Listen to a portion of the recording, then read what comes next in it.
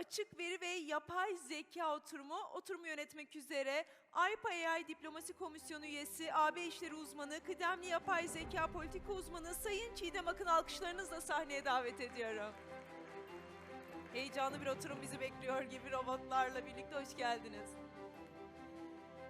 Ve konuklarımızı da hemen anons etmek isterim. Konuşmacılarımız Kişisel Verileri Koruma Kurumu Yapay Zeka Departmanı Başkanı Sayın Roberto Lattanzi, Yapay Zeka ve Siber Güvenlik İş Stratejisi Sayın Eugene Popescu, Dijital Hümanizm ve Yapay Zeka Merkezi İcra Direktörü Karin Kons, Veri Yönetimi ve Yapay Zeka Politikası Uzmanı Veronica Cretu, alkışlarınızla sahnemizdeler efendim. Oturumumuzu ben sahneyi bırakıyorum, devrediyorum Çiğdem Hanım'a.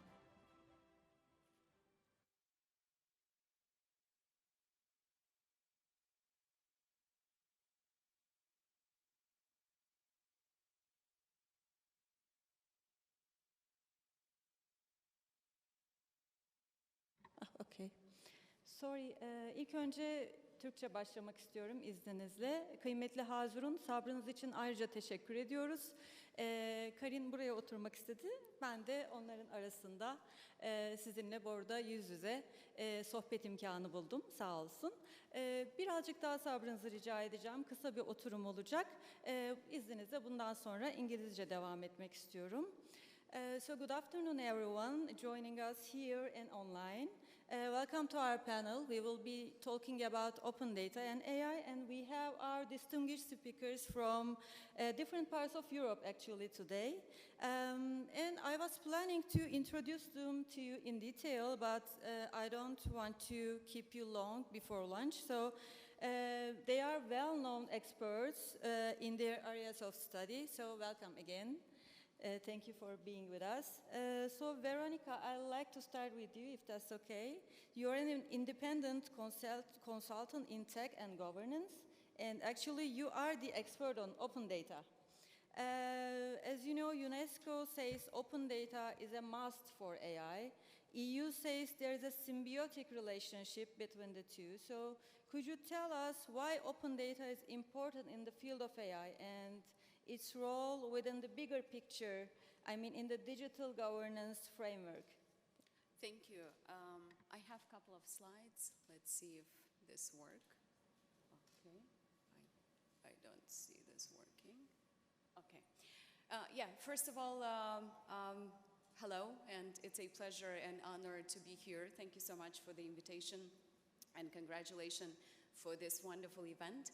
Indeed, I think the topic of open data is not new. It has been, I think we have more than a decade, actually about 15 years or so we were talking about open data more actively. But let me first, I hope this works. Let me first take you to a really interesting story that is impactful from many standpoints of view. And I think it also resonates with the conversations earlier this morning about the role of AI for the healthcare sector. So imagine London, 1854. Just try to visualize London of the 1854. It was in the middle of a cholera outbreak. And basically what happened, a renowned epidemiologist back then, Dr. John Snow, there were many attempts to identify the root cause of the cholera back then. So what he did, unlike many scientists and many practitioners back then, he tried to identify, to map the data that was related to a certain neighborhood. So he was looking at the highest death toll in a particular area, and he put the data on a map, and basically he came to the conclusion that while we are talking about the same neighborhood, there were some households that had highest death tolls and others didn't have at all. So when he put that data on a map, he came to identify emerging patterns. He saw that a certain number of death tolls are connected with a water supplier, with a certain pump. So basically, This was a breakthrough exercise because by mapping the data and putting all that information together, he helped identify the root cause, and that is actually the year when cholera was recorded for the last time in the UK. Unfortunately, it's not the case today. I checked this morning, I think globally we have 16,000 cholera cases still around the world. Last February, I spent about 2 weeks in Zimbabwe, and Harare was also badly hit by cholera. It's very sad that today we are still dealing with this epidemic, but I think working more closely with data and looking at the root cause is really something transformational and impactful for the public policy. The reason I'm bringing this case and this exercise, and I'm sure there are many others out there. Data has to really serve a purpose. It doesn't matter that we talk only about data, open data or big data.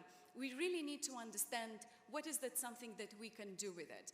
And if you look on this screen, you see various emerging needs that governments around the world are voicing when it comes to their needs, public administration's needs in terms of data. I spent last week in Baku, in Azerbaijan, working with 3 public entities around data-driven decision-making. So we need to understand what kind of data brings meaningful and insightful contributions to the decision-making processes. Where we talk a lot today about the SDGs, how we are tracking the SDGs, and we still complain that we are so far behind achieving the Sustainable Development Goals, and that is because probably we're not doing a good job in terms of mapping and collecting the right types of data. So there are different uses and different purposes that we need to keep in mind when we talk about data overall. And a very, very brief story of the open data. By the way, how many people in this room have been involved in open data initiatives in Turkey throughout the past years? Anyone has done anything on open data in Turkey? Turkey? No hands up, okay.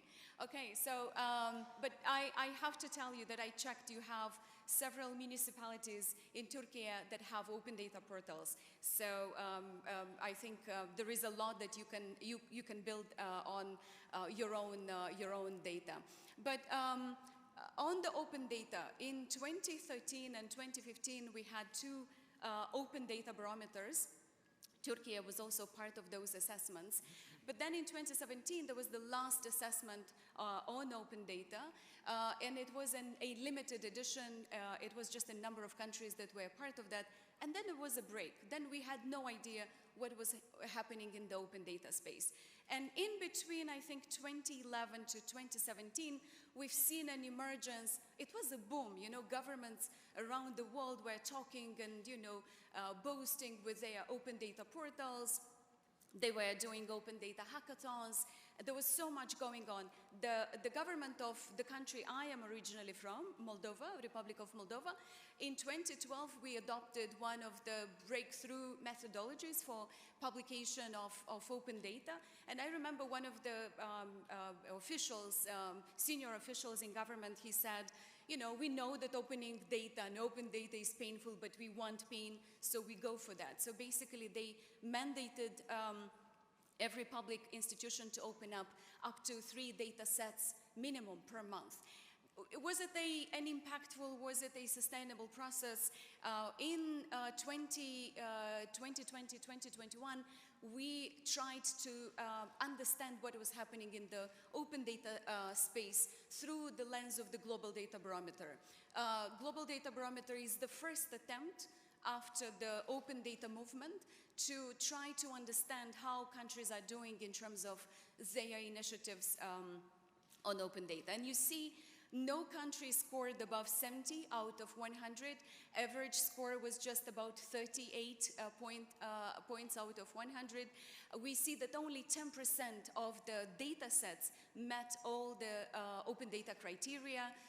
We see that since 2016, the growth of open data initiatives have been stagnant, and there was some emergence of national initiatives here and there, but those were more sporadic efforts. So all in all, through the Global Data Barometer, we came to some of the conclusions that open data requires explicit frameworks, requires a really clear capacity across public institutions, capacity building, data literacy, and so on.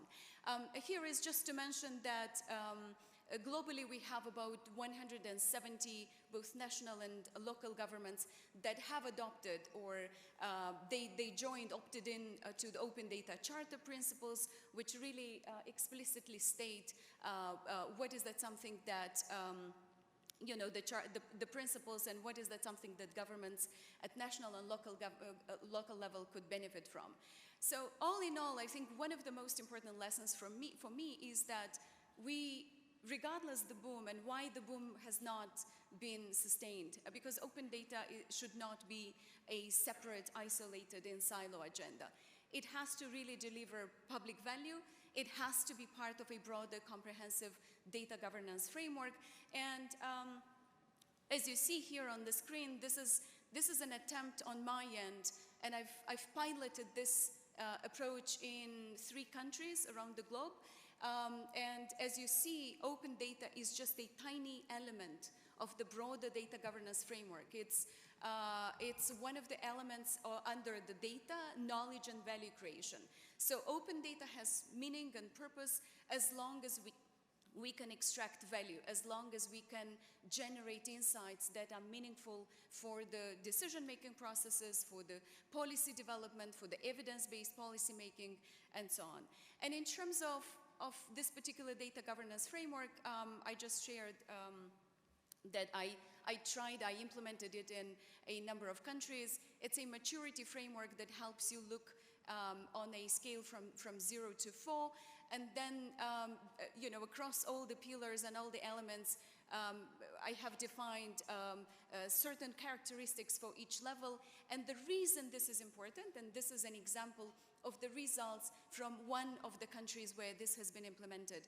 If you have the right diagnostic tools in place, you know exactly where you are, you know exactly what you need to prioritize, and you see the value here, where we exactly have the open data, is having 2.16%, which means there is so much that particular government can do in terms of extracting value from data and accordingly contribute to other pillars of the broader data governance framework. So all in all, I think the main takeaway from I think in 10 minutes, this is like an experience of 15 years. The main takeaways is that open data has to be part of a broader comprehensive framework. To understand where you are, you really need to have robust methodologies in order to be able to prioritize interventions, initiatives. And really, yes, we often talk about best practices, replicating. I hear all the time government officials asking, can you tell us what this country is doing or that country is doing? That is all interesting stuff, but I think what it is important for every single administration is to know where exactly it stands in relationship not only with open data, but when it comes to the main pillars of the data governance framework, because that is something that will influence a lot. AI depends on high quality, ethical, reusable data. So the quality of the AI solutions that you are going to deploy will very much depend on the robustness of the data governance framework that you have overall in your public administration. And I think I really enjoyed, the way you applauded and supported the young people here, those who have taken capacity building programs. I think one of the key enablers is capacity, capacity, capacity. We need to train and have whole of government approach, and that is when all those emerging gaps in terms of open data and understanding the value that it could generate, both for the private sector but also for the public sector, they would be harnessed at maximum. So yeah, this is very brief, and over to you. Thank you. Definitely. You were brief. You summarized your key takeaways. Thank you very much. You mentioned also Turkey. Thank you. We also have digital framework We also give importance to open data, but we are trying to take digital governance issue within a holistic approach, but as part of our policy, we have data strategy and many instruments related. We will talk about it later, I hope. When we look at open data, yeah, it has many benefits. It fosters innovation, and so economic development, citizen engagement, guarantees transparency and accountability, but there are also risks.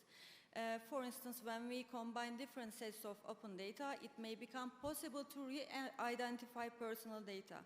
Here, Roberto, you are the head of AI division at Italian Data Protection Authority. Should we be concerned about protection of our personal data in open data sets? And could you perhaps give us some insights from a new perspective? Thank you. So good morning, many thanks, Chignan. First of all, let me thanks for the kind invitation from your side and from the IPA as well. It's always nice to be back in Turkey, in your country. And yes, I have followed with interest, I would say, yes, the work yesterday and today, and I was quite impressed by the numbers, how artificial intelligence can help in order to improve the efficiency, the speed, the economy, the technological power, even national security applications. Okay, the legal side was a bit apart. And in the discussion, I would say, there is something that only or mainly our robot has said during the intervention. The robot has said is not only about technology, but we are speaking about a techno-social issue. So what is relevant, at least on our side, first of all, is that we are not just speaking about something that works, that functions, that optimizes a process, but is something that involves, in many cases, not always, but in many cases, also the life of the individuals, of groups within the society, young and elder population. So, and now we come to, and when you have told to us, okay, we want to speak about open data. Okay, open data usually, as was said before, starting from the example in England, is not related, usually, is not related to individuals. It starts from individuals, but what is relevant exactly in this example was not to know that Mr. Green and Mr. White was with a given health condition and where they was located, but the pattern that using this data you are able to raise. And this is the value, okay, of the open data and AI. But then we have wanted to put another issue, that is this data protection. That is the protection of fundamental rights together. And you know, the room is getting closer and closer, less space. We don't have only one actor, that is open data, so this general interest. We don't have only artificial intelligence that is going to maximize this interest, but we have also the individuals. And if we think to the Convention on Artificial Intelligence of the Council of Europe, where Turkey was part of, we met there, you remember, and then we said, okay, it's not only on fundamental rights, but it's also on rule of law and democracy. And if you think what was happening in your country, in Romania, concerning, it's the first case in the world when an election has been made invalid by a constitutional court. It means we are not anymore speaking in only theoretical perspective about the impact of artificial intelligence. Now, coming back to the open data, is open data so a joker, a card that means you can always use them, there is no problem for individuals? I will say that is not in this way. Okay, without saying that you cannot use open data, I would say is exactly the opposite, but being responsible, being accountable of the use that you do. In the European Union, I'm going very quickly a vision about that. The issue in legislative terms, my legal background, so I apologize for that in the family.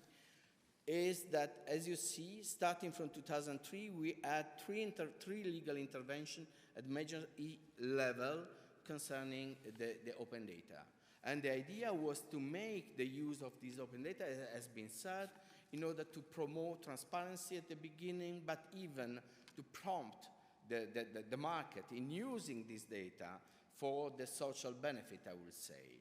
And if we go into the details, I don't want to spend too much time into the details, but we see that in each of these interventions, the data protection interest was to be preserved with other interests. So it means you can use the data, but in the meantime, at least in the European legal framework, you have to protect the fundamental rights of individuals. What is interesting in our perspective is that in 2019, that there was the third release of the open data, we can see in the recital of this directive that is popping up artificial intelligence.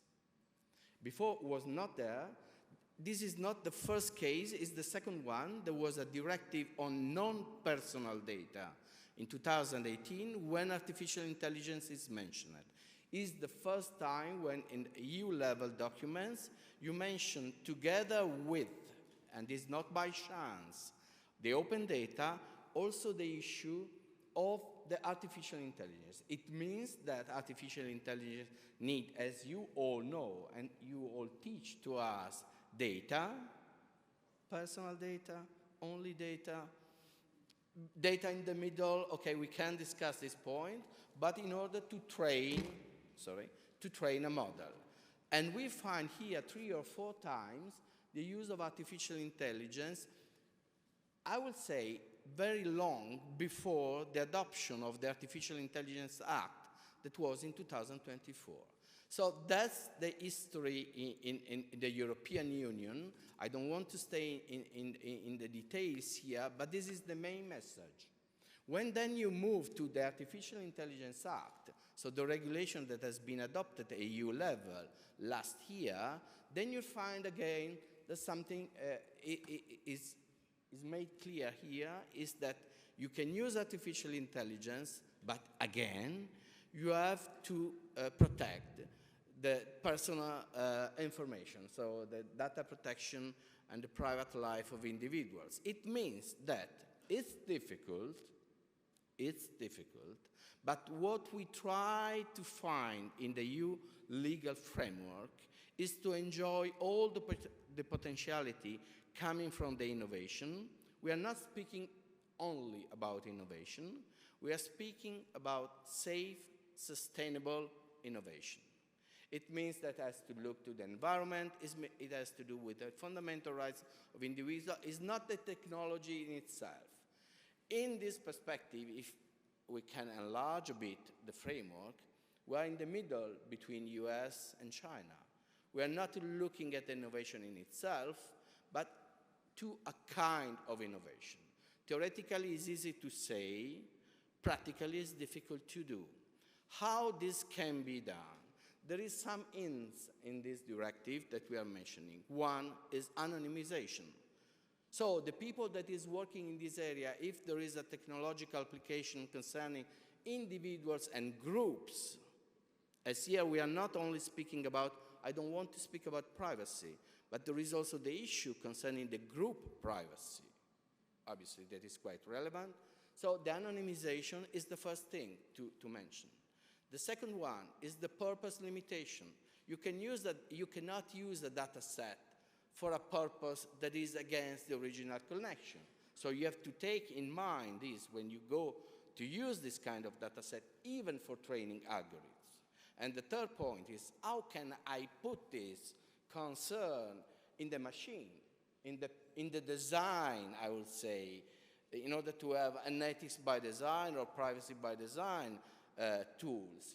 You could do, and this was coming from the data protection law, that we said traditionally a data impact assessment. So how the technology can have an impact on the rights of the individuals. And now, if you come back to the Convention of Artificial Intelligence, that is relevant for Turkey as well, it's not the EU-level legislation, it's this framework convention that is open from the North America to the Japan. So it's very wide, potentially, and we hope also, in fact, if you look there, you will find the fundamental rights impact assessment. That is the work that is ongoing at the Council of Europe. Last week, there was a representative of your country, as I was there for Italy, in order to try to improve this model that helps the people that is working in this area in order to say, okay, I have to introduce this artificial intelligence tool. Have I some problem with what kind of values? I come back, fundamental rights, not only data protection, democracy, and rule of law. I will stop here. Thanks. Thanks, Roberto. It's always a pleasure listening to you. I hope we can continue later on. Thank you. Karin, so I'd like to turn the floor over to you. You are the Executive Director of DG Humanism, and of course, personal data protection is really important, but open data may also pose risks to other fundamental rights, as also Roberto mentioned. So could you elaborate on that a bit, and how should we guarantee protection of fundamental rights within these data sets? Thank you. So thank you very much, and I'm guilty of as charged. I'm also a lawyer, and if them invite me, I immediately come. So thank you for the invitation, and thank you to IPA. So when we consider open data, based on what Veronica and Roberto already said, what we can see is that there is a clear link between open data and ensure, for example, the right to information, and linked to the right to information, obviously, the freedom of thought and freedom of expression. But already here, we also have to consider some potential risks that Eugene will talk about, which is, for example, data poisoning. These are open data. We have to check data quality, because otherwise there can be risks of discrimination, disinformation, and there can be no freedom of information, and people cannot make real informed choices if the data has been poisoned. And what we see currently with bots and disinformation, we see it at such a scale that it's a real risk, not only to citizens and groups, but also to companies, I must say, because they will be liable if there are issues with the AI products or else that they are developing based on this open data. So this has to be taken into consideration. But obviously there are many societal benefits to open data, and this is why we're discussing it today, and this is why Veronica brought up. So another example that we can take, a concrete example, during the COVID pandemic, famous big tech pursued a program of data for good, and they helped in urban planning, because the point was to see how to identify where is the population and vulnerable population, elderly people, pregnant women, children, etc., compared to where medical and pharmaceutical service and facilities were, in order to make sure that there is an appropriate distance, or a distance that you can reach easily if there is a COVID emergency. So obviously we can see the big societal benefits of open data, but I must say it raises an issue here. What do we think about the fact that a private company has the necessary data to tell us for each areas how many pregnant women are there, how many children, how many disabled people or elderly people?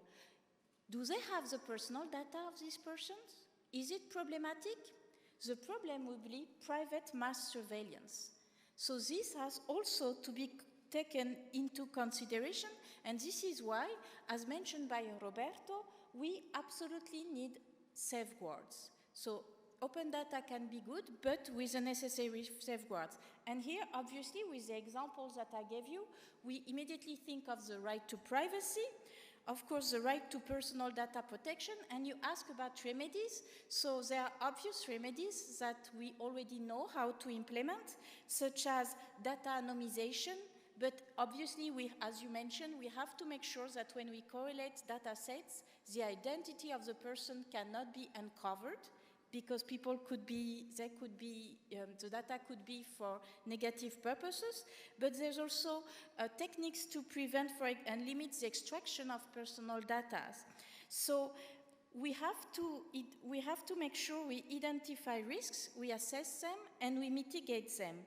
But here I would also like to mention a slippery slope, because we shouldn't confuse open data and public data.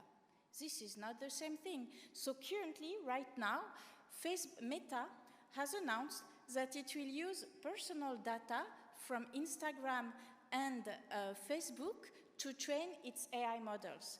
There are civil society organizations which have brought up the issue, such as NOYB. There is a court case before a German court, and the decision should come today. There is the Hamburg Data Protection Authority, which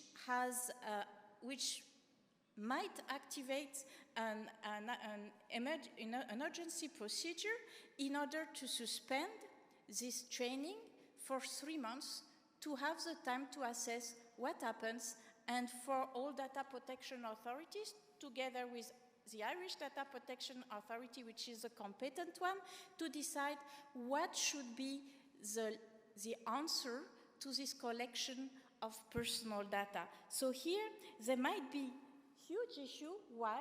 Because once this personal data enter into AI system, this is basically irreversible. So due to the irreversibility, there are serious risks. And we also have to remember the objective of open data, why we had it. The advantages is to provide transparency and accountability. So we talked about what kind of data are concerned, personal data or non-personal data. Obviously, for personal data, the risks are increased. But the question, as we mentioned as well, is the data collected by whom? The government or big tech? And here we saw another very recent example, which is one of David Chavalarias. He's a researcher at the CNRS, and what he did is that he ensured the right to data portability, which means that for people who wanted to quit X, he created a technical tool to allow people to take their data and take them to other platforms such as Mastodon. He has been the object of a smear campaign, of a denigration campaign at a high level, so you can check it on LinkedIn. These are very serious matters because it put into question science and the legitimacy of science and what is true and what is false. So this has also to be considered.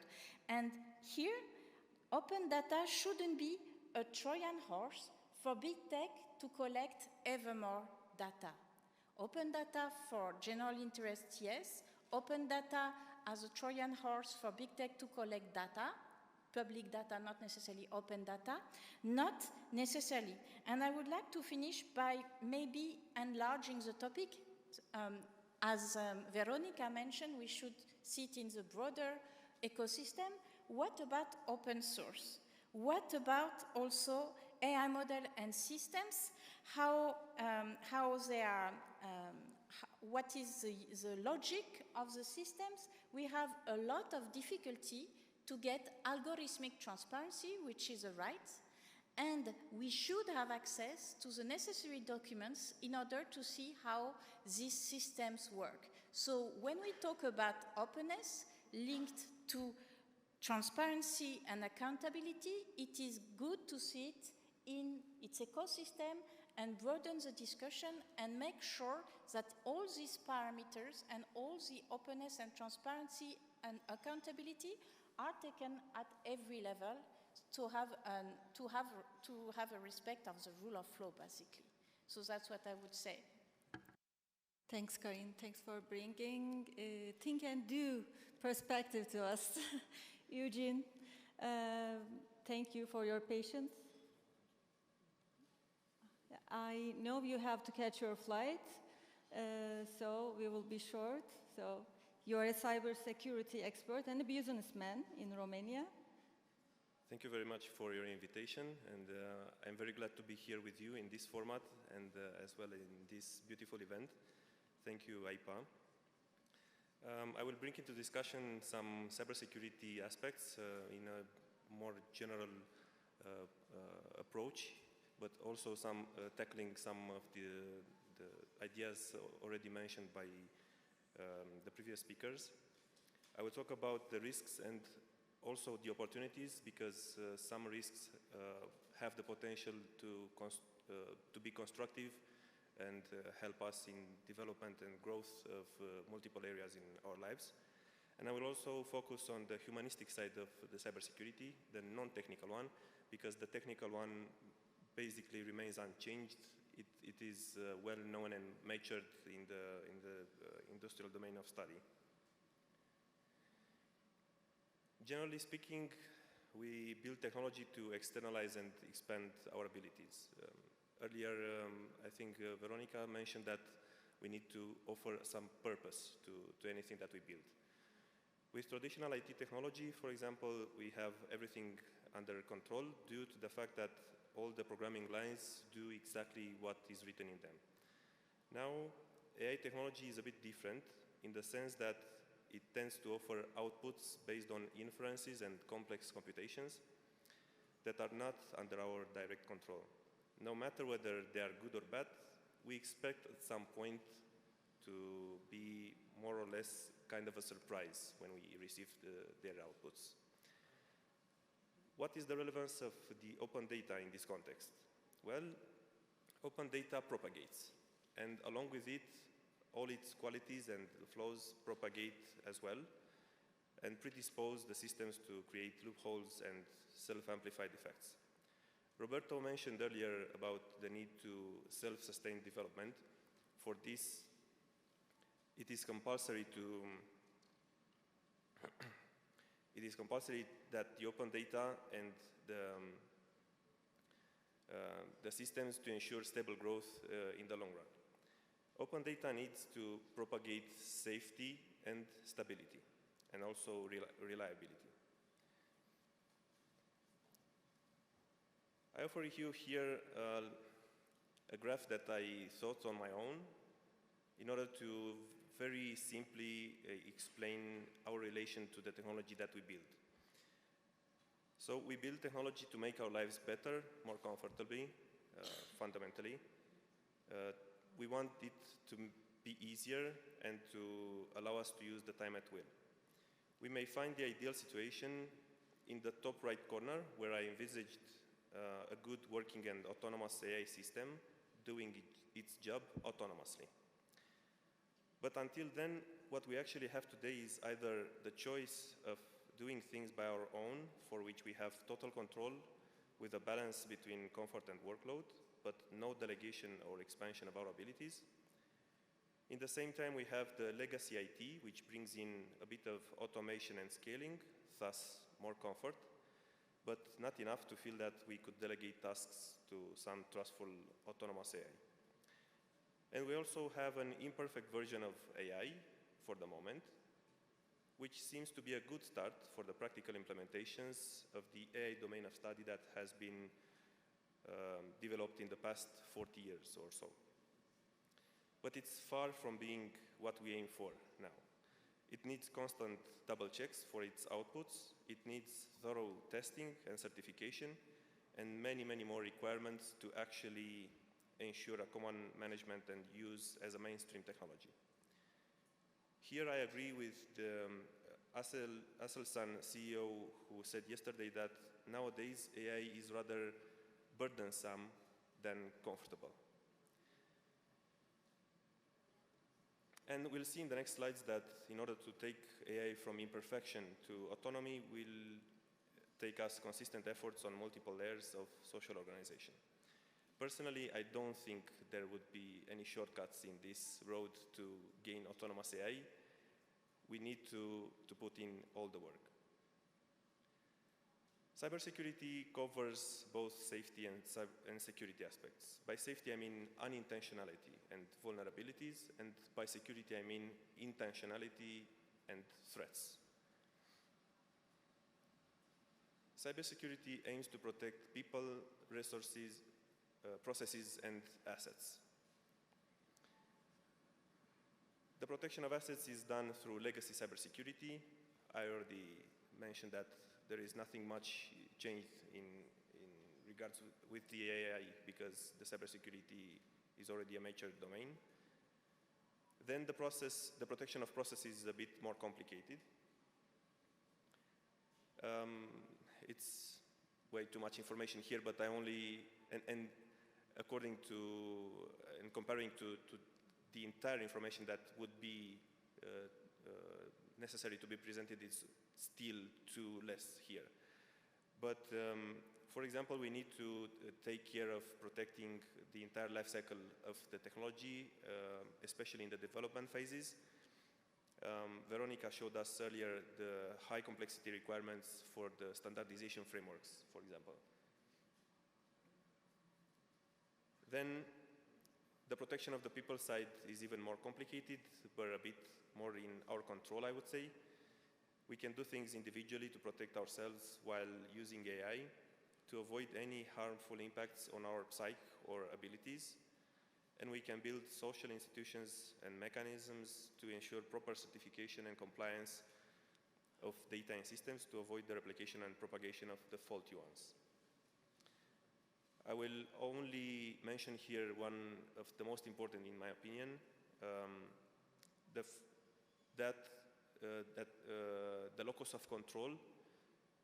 Where do we have the control of the processes? In our hands or in the technologies? So in my opinion, we better go forward and being the managers of technology, be in control of it, and not stay only as consumers and blindfolded consumers.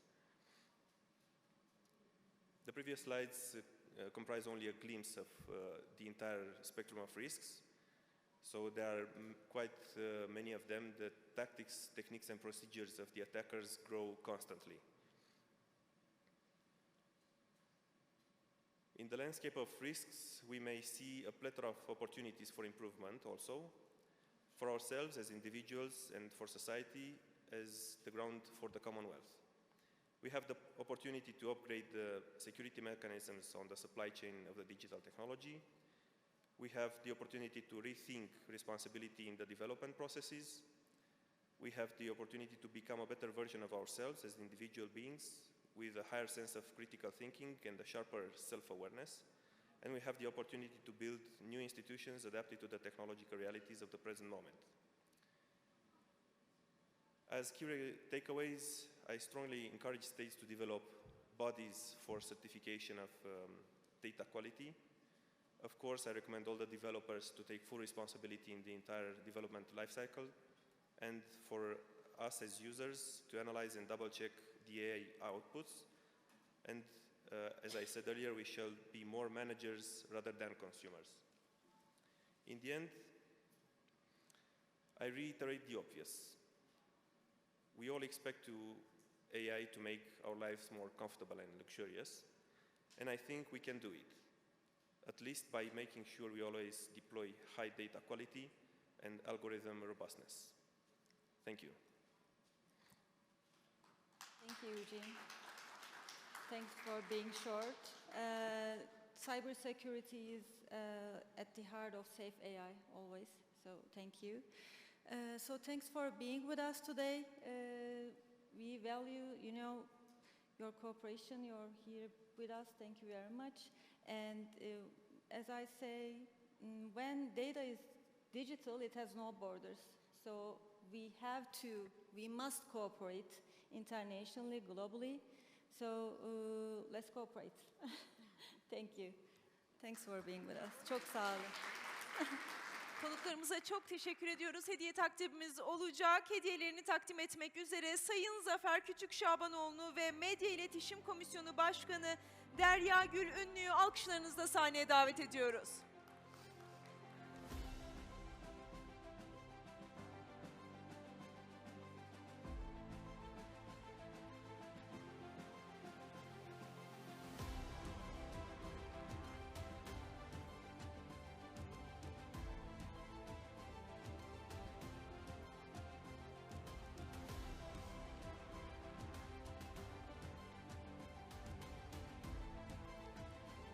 Evet, bu oturumumuzun adı Açık Veri ve Yapay Zeka'ydı. Burada dataların yapay zekanın gelişimi için önemi vurgulandı. Açık veriler sayesinde ihtiyaçlar belirlenebiliyor. Burada da son dönemlerde yaşadığımız korona vakasından bahsedildi. Örneğin bu vakanın sürecinde kimler, hangi yaş grubu daha çok etkilendi? Bu tarz başlıkların, verilerin oldukça gelişim açısından önemi altı çizildi.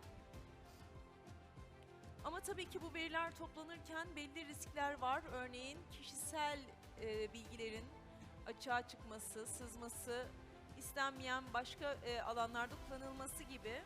O yüzden burada da şeffaflığın oldukça önemli olduğunun altı çizildi.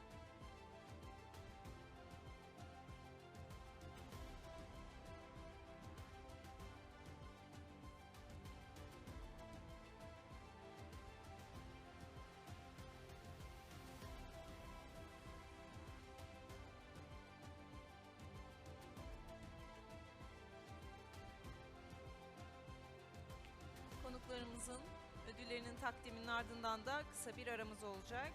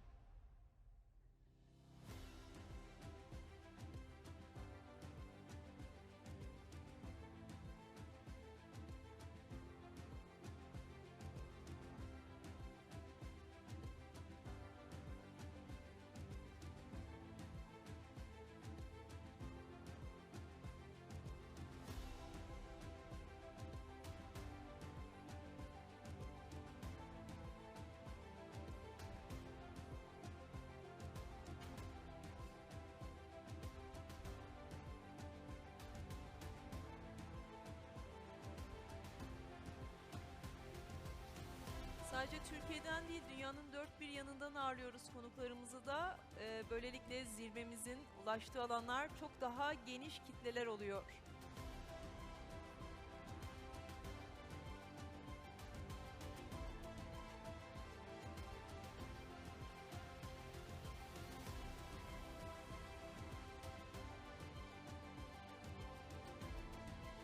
Ödüllerimiz takdim edildi. Toplu bir fotoğraf günün hatırasında yeniden gerçekleştiriyoruz.